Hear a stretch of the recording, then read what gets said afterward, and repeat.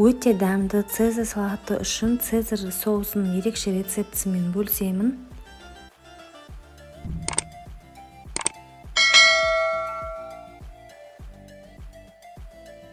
Алдымен пармезан ірімшігін ұсақ үккіштен өткіземіз. Пармезан ірімшігін блендердің арнайы ыдысына саламыз.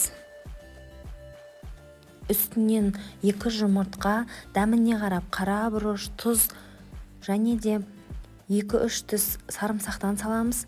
Және де лимонымызды кішкене сығып, бір ас қасық алып, оны қосамыз.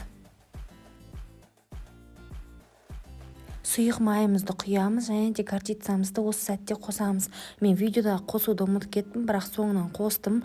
Және де блендерімізді жұмыртқаны толығымен жауып тұратындай етіп саламыз да жоғары қарай көтермей блендерлейміз. Блендердің жылдамдығы орташа болу керек.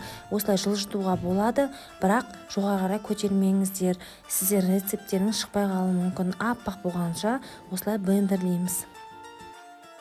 Мына видеода байқасаңыздар, біздің массамыз төменнен бастап ағара бастады.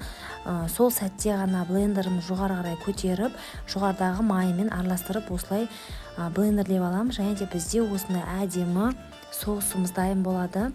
Соусымызды холодильникке салып салқындатып аламыз. Біздің соусымыз дайын болды. Өте дәмді болып шығады. Міндетті түрде жасап көріңіздер.